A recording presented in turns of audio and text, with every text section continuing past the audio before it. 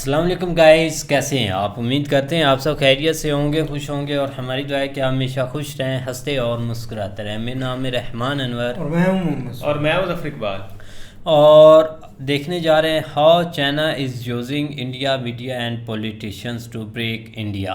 तो देखते हैं वीडियो। अगर वीडियो पसंद आए तो वीडियो को लाइक, चैनल को सब्सक्राइब ज़रूर कीजिएगा। करते वीडियो स्टार्ट और देखते हैं यहाँ पे। देखिए, भारत के इतिहास में भारत को अक्सर तब हार का सामना करना पड़ा है जब भारत के अपने ही लोगों ने भारत को धोखा दिया है। जैसे मीर जाफर के धोखे से अंग्रेजों ने भारत पर कब्जा किया। अब देखिए, अंग्रेज तो चले गए, लेकिन पिछले कुछ सालों में भारत का एक नया बड़ा दुश्मन उभरा है और आज वो दुश्मन उसी अंग्रेजी टैक्टिक का इस्तेमाल कर रहा है। चाइना ने देखा है कि आमने सामने की टक्कर में तो इंडिया ने उनका हंगामा के राजपाल यादव वाला हाल बना दिया है। 38 Chinese troops perished in Galwan. India gave much more than a bloody nose. इसलिए आज भारत को सबसे बड़ा खतरा बाहर से नहीं बल्कि अपने देश के अंदर से आ रहा है, अपनी खुद की मीडिया, अपने खुद के बुद्धिजीवी और अपने खुद के पॉलिटिकल लीडर्स से। The BJP launched a full frontal attack on the Congress and Rahul Gandhi, alleging that the party was getting funds from China. It's an orchestrated international propaganda toolkit by China. आज हम देखेंगे कि कैसे वो जो दूसरों को गोदी मीडिया बुलाते हैं, जनता को पता है कि गोदी मीडिया कौन है, क्या है। ये भी नफरत फैलाने का काम करते हैं। चाटुकार गोदी मीडिया, वो लगता है खुद चाइना की गोद में बैठे हुए हैं। इंडियन पॉलिटिक्स और इंडियन मीडिया में कितनी दूर तक चाइना की पहुंच जा चुकी है, आइए पता करते हैं। हेलो और शाम शर्मा शो के इस एपिसोड में आपका बहुत बहुत स्वागत है। मैं हूं सेकुलरिज्म का सीईओ शाम शर्मा और आप सबको एक सेकंड प्रणाम। तो हाल में ही चाइना की कम्युनिस्ट पार्टी और भारत के मीडिया के बीच के कनेक्शंस एक्सपोज हुए हैं। Neville Roy Singham is named as a central figure in a pro-China propaganda network. The Enforcement Directorate on February 9th conducted raids at the office of an independent online news portal, NewsClick. यार, गोदी में बैठना एक चीज होती है, ये लोग तो लैप डांस दे रहे हैं। इनफैक्ट सिर्फ मीडिया ही नहीं बल्कि पॉलिटिकल लीडर्स के ऊपर भी बड़े बड़े इल्जाम लगे हैं। Between Prakash Karat and Neville Roy Singham. Soon after, the Galwan skirmish has already happened. India has lost 20 of its soldiers. Rahul Gandhi questioned the Prime Minister, but himself had a discussion with the Chinese ambassador on Saturday. The lady with Rahul Gandhi in the nightclub was a Chinese ambassador. तो आइए सबसे पहले China और Indian media के बीच के connection को जानते हैं।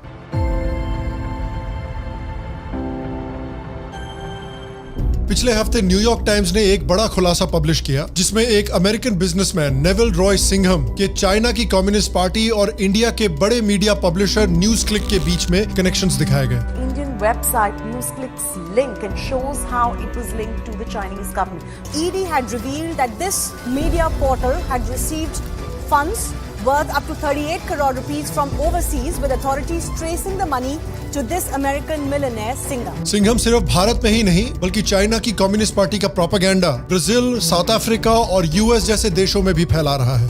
This one spreads the theory that the coronavirus was manufactured by the US Army. China की पिछले कुछ सालों से एक सोची समझी स्ट्रैटेजी रही है अलग अलग देशों में मीडिया को फंड करने का और उनका इस्तेमाल करके उनके ही देश में चाइनीज प्रोपेगेंडा फैलाने का।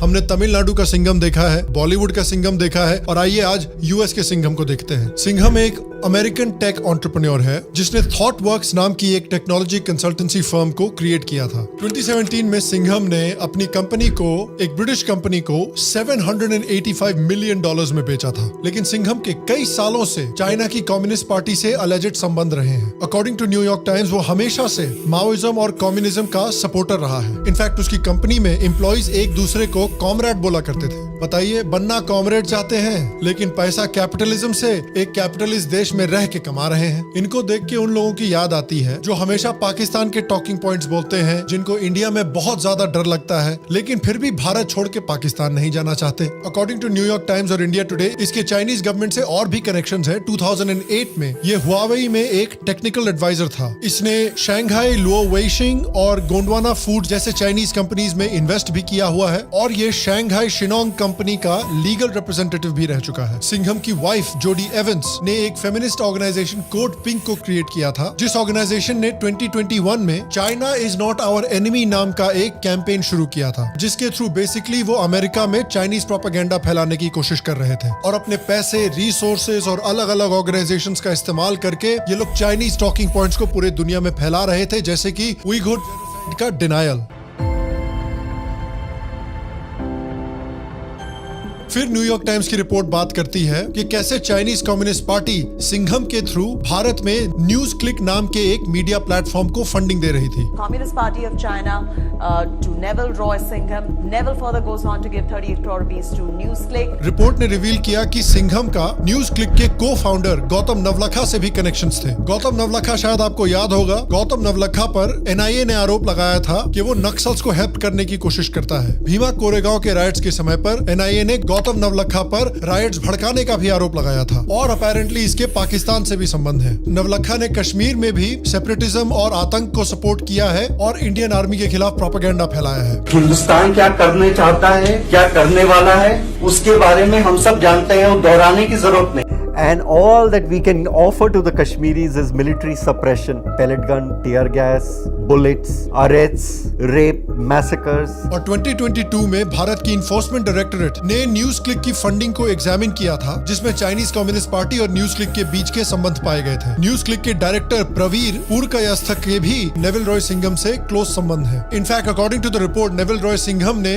फंडिंग का इस्तेमाल किया था भीमा कोरेगांव के दंगाइयों को सपोर्ट करने में और उनको न्यूज क्लिक में जॉब्स दिलाने में। 20.5 lakh rupees was transferred, this time from NewsClick, to one of the accused. The accused was appointed as NewsClick's independent partner. Singham ने पुरकायस्थ से 2 Chinese movies red star over China और द सीक्रेट ऑफ चाइना को dubbing और subtitling के लिए भी contact किया था। जैसा कि इमेजिन कर सकते हैं, ये movies basically Communist Party of China की प्रोपेगेंडा डिपार्टमेंट द्वारा प्रोड्यूस की गई थी और according to the report, Communist Party का जो पैसा है वो कुछ कोट अनकोट इंडिपेंडेंट जर्नलिस्ट और इंडिपेंडेंट एक्टिविस्ट को भी भेजा गया था, जैसे न्यूज क्लिक के अभिसार शर्मा, शाटुकार, गोदी मीडिया और तीस्ता सेतलवार के परिवार को। तीस्ता सेतलवार, अगर आपको याद होगा, तो वही एक्टिविस्ट है जिनके ऊपर आरोप है कि उन्होंने कांग्रेस से पैसे लिए थे गोधरा रायट्स के बाद बीजेपी का और मोदी का नाम खराब करने के लिए, और इनको अरेस्ट भी किया गया था गोधरा रायट्स के जो विटनेसेस थे उनके साथ टेम्परिंग करने के लिए और उनको इन्फ्लुएंस करने के लिए। भैया, अगर ये लोग अनबायस्ड जर्नलिस्ट हैं और अनबायस्ड एक्टिविस्ट हैं, फिर तो जुबान केसरी भी हेल्थ एक्सपर्ट है।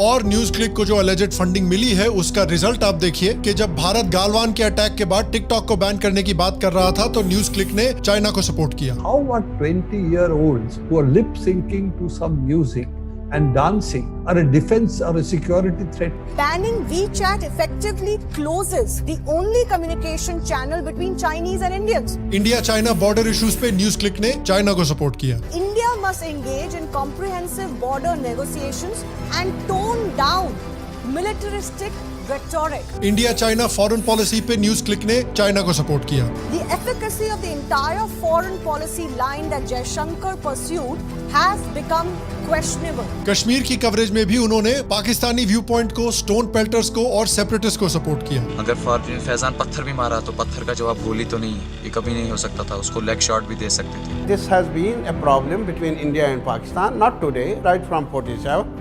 Why don't you talk together? Investigation में न्यूज क्लिक को भेजे गए ईमेल्स में दिखता है कि उनसे कहा गया था कि चाइना की कोविड हैंडलिंग की तारीफ की जाए और इंडिया और अमेरिका की कोविड हैंडलिंग की निंदा की जाए, और उन्होंने यही किया। 3 article series on China and its handling of the virus. उन्होंने चाइना की तारीफ की, उन्होंने इंडियन वैक्सीन पर जबरदस्ती डाउट डालने की कोशिश की।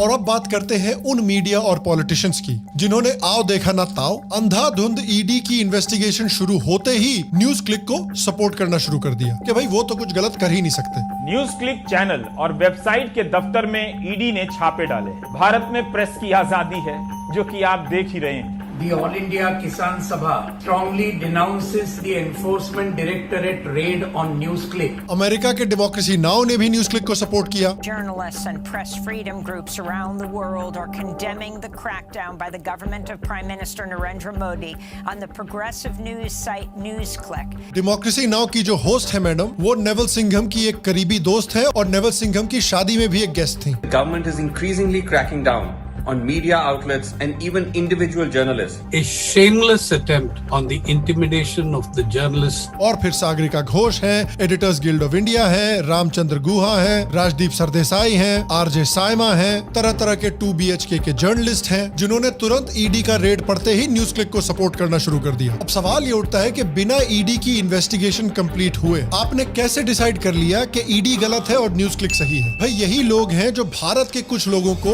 अंधभक्त बोलते हैं। तो ब्लाइंडली अंधाधुंध न्यूज क्लिक को सपोर्ट करना क्या कहलाता है माई बाप? सोचो बेटा सोचो, यही तो सोचने वाली बात है। ये तो वही बात हुई कि अर्नब गोस्वामी दूसरे चैनल के एंकर्स को बोल रहा है कि तुम इतना चिल्लाते क्यों हो।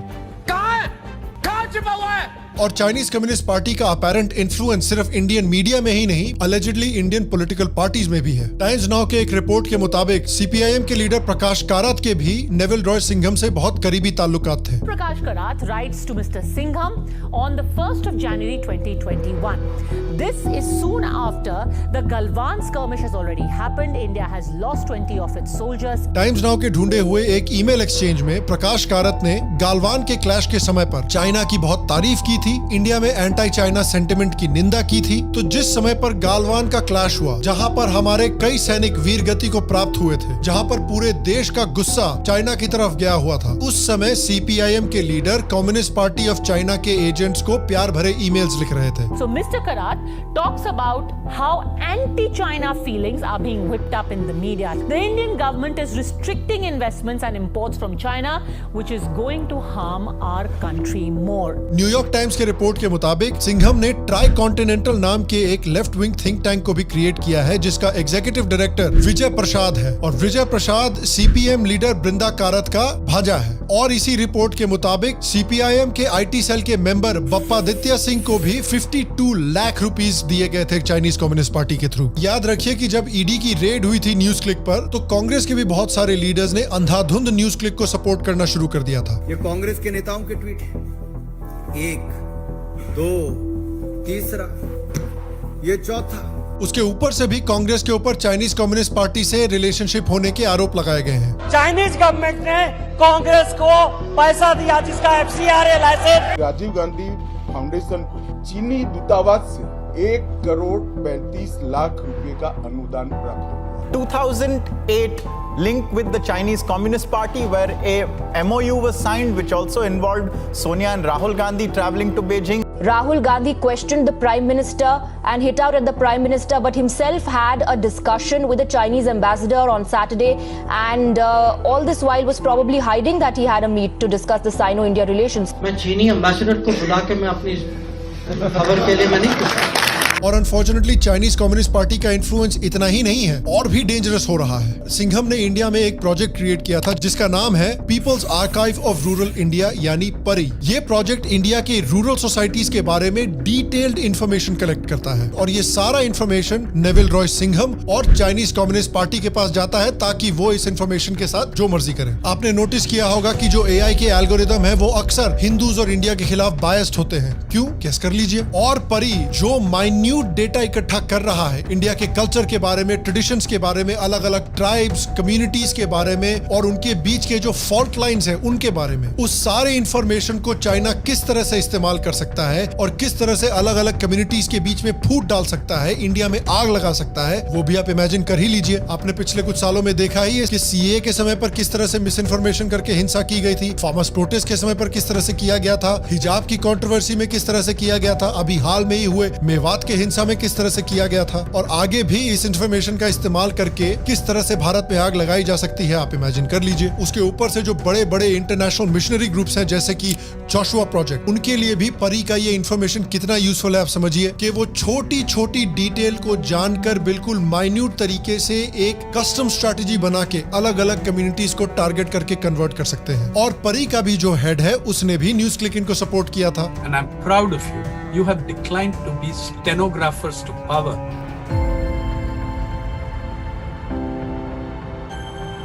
और चाइना का इंडिया में फैलता हुआ इन्फ्लुएंस कितना खतरनाक है, ये समझने के लिए आप उनकी ग्लोबल स्ट्रेटेजी को समझिए। चाइनीज गवर्नमेंट के द्वारा ओन पब्लिकेशंस ने दुनिया के बड़े बड़े पब्लिकेशंस के साथ पार्टनरशिप की है, जैसे Washington post, New York times, wall street journal और यूके टेलीग्राफ। और इन सारी पार्टनरशिप्स के थ्रू इन न्यूज़पेपर्स में प्रो चाइना आर्टिकल्स पब्लिश किए गए हैं, जैसे कि चाइना तिब्बत में कितना अच्छा काम कर रहा है, कितनी अच्छे से तिब्बत ग्रो कर रहा है चाइना की वजह से। और रिपोर्ट से ये भी जाना जाता है कि चाइनीज मीडिया हाउसेस ने टाइम मैगजीन को $7 लाख दिए थे, फाइनेंशियल टाइम्स को $3.5 लाख दिए थे, फॉरेन पॉलिसी मैगजीन को ऑलमोस्ट $3 लाख दिए थे, लॉस एंजलिस टाइम्स को 2.5 लाख से ज्यादा डॉलर दिए थे। हाल में ही हिंदू न्यूज़पेपर, जिसको हमारे यूपीएससी के करोड़ों एस्पिरेंट्स गीता की तरह पढ़ते हैं, उन्होंने एक full page pro China ad publish किया था। ये तो अपना बायस छुपाते भी नहीं है यार, ये तो इतने बेशरम है कि अनइनवाइटेड आपकी शादी में आ जाएंगे और फिर कंप्लेन भी करेंगे कि बिरयानी अच्छी टेस्ट नहीं कर रही है। तो चाइना की क्लियरली एक सोची समझी स्ट्रेटजी है कि अलग अलग देशों की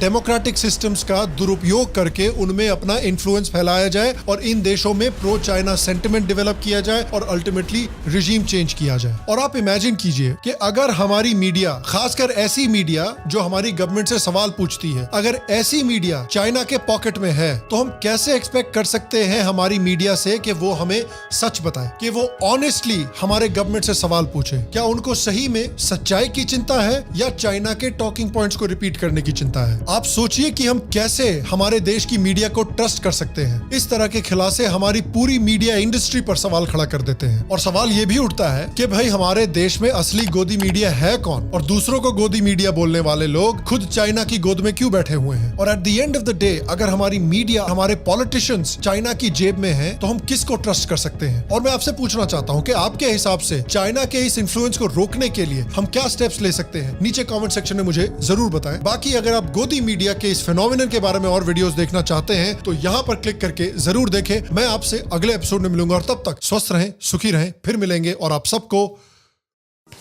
एक सेकंड प्रणाम।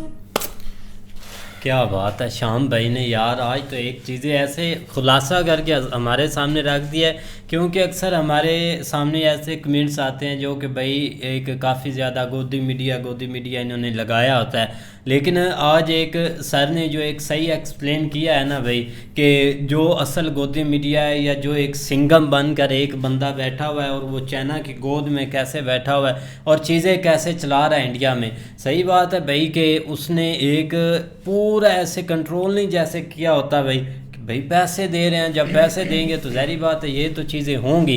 तो इसीलिए भाई अपनी इन्फॉर्मेशन लीक करना, यहाँ पर कोई ऐड चलाना, या इधर के यूट्यूबर हैं वो जो सपोर्ट कर रहे हैं भाई इस चीज़ को, तो इसके पीछे आज सही भाई ने सारा खुलासा कर दिया है कि भाई ये एक ही बंदा है, एक न्यूज़ चैनल है जिसको काफ़ी ज़्यादा भाई एक बार अब काउंटर किया जा रहा है। तो उसने देख ले कि एक भाई इतने बड़े बड़े जो ब्लंडर हैं ना वो भाई किए हुए हैं इंडिया में, और उसको पॉलिटिशियंस, उसको सारे इंडिया वाले, मतलब जो कि एक जिसमें यूट्यूबर हैं भाई दूसरी पार्टी के, या जो उन्होंने भाई चीज़ें की कह सकते हैं। लेकिन ये कि नो डाउट कोई भी कंट्री है ना, हमने हमेशा यही देखा है, मीर जाफ़र वाली जो मिसाल है वो यही है कि कमज़ोर घर है, चाहे कंट्री है, चाहे एक मतलब पूरा महल्ला है, वो उस वक्त कमज़ोर होता है जब अपने बंदे ही दुश्मन के साथ मिल जाते हैं। तो इसमें भी ऐसी मिसाल है।